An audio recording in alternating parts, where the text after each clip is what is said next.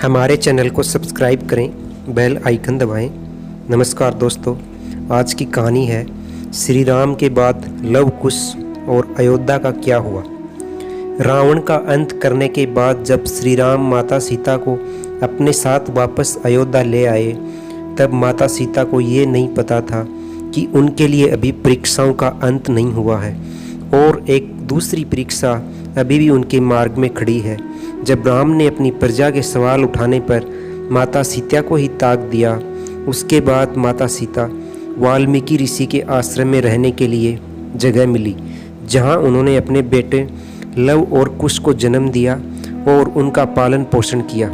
लेकिन इतना सब होने के बाद भी ये कहा जाता है कि माता सीता के पति श्री राम का ही यह प्रेम था। उन्होंने सीता को त्यागने के बाद किसी दूसरी रानी से शादी नहीं की। वे सीता की अनुपस्थिति में उनकी कमी को पूरा करने के लिए अपने साथ यज्ञ में सोने की गुड़िया लेकर बैठते थे। सोने की गुड़िया इसलिए क्योंकि सोने को सबसे पवित्र माना जाता है। भगवान राम के राजपाट छोड़ने के बाद कुश अपनी सेना के साथ अयोध्या आए और उन्होंने वहाँ का शासन संभाला। उन्होंने कुमुदावती से विवाह किया और अतिथि के पिता बने। इसके बाद अतिथि के पुत्र हुए निषाद, निषाद के पुत्र हुए नल और नल के बाद हुए नव। इस तरह ये वंशावली बढ़ते बढ़ते आ पहुंची महाभारत के काल राजा बृद्धहल तक। इतिहास में बद्ध का जिक्र कुश की 50वीं पीढ़ी के रूप में होता है। यही भगवान राम के वंशज भी थे जिन्होंने कुरुक्षेत्र के युद्ध में कौरवों की ओर से युद्ध लड़ा था। चक्रव्यूह युद्ध के दौरान अभिमन्यु और उरहत बल के बीच घमासान युद्ध हुआ और अभिमन्यु के प्राण घातक के तीर से बृद्धहल की मृत्यु हो गई। भरत के 2 पुत्र हुए दक्ष और पुष्कर। लक्ष्मण के पुत्र चित्रांगद और चंद्रकेतु।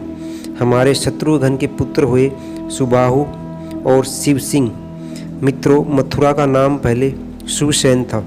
जब राम ने भरत का राज्याभिषेक करना चाहा तो भरत नहीं माने और दक्षिण कौशल प्रदेश में कुश और उत्तर में कौशल में लव का अभिषेक कर दिया गया।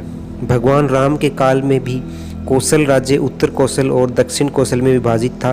कालिदास के रघुवंश चरित्र के अनुसार राम ने अपने पुत्र लव को शरावती का और कुश को कुशावती का राज्य किया था और कुश का राज्य दक्षिण कौशल में। रघुवंशी चरित्र के अनुसार कुश को अयोध्या जाने के लिए विंध्याचल को पार करना पड़ता था। इससे यह भी सिद्ध होता है कि उनका राज्य दक्षिण कौशल में ही था। कुश की राजधानी कुशावती आज के बिलासपुर जिले में है और कौशला को राम की माता कौशल्या की जन्मभूमि माना जाता है। लव में लवपुरी की स्थापना की थी। लवपुरी के बाद में लवपुरी कहा जाने लगा। यहाँ एक किले में लव का एक मंदिर भी बना हुआ है। दोस्तों, आज की कहानी यहीं समाप्त होती है। चैनल को लाइक करें, शेयर करें, सब्सक्राइब करें, बेल आइकन दबाएं। धन्यवाद।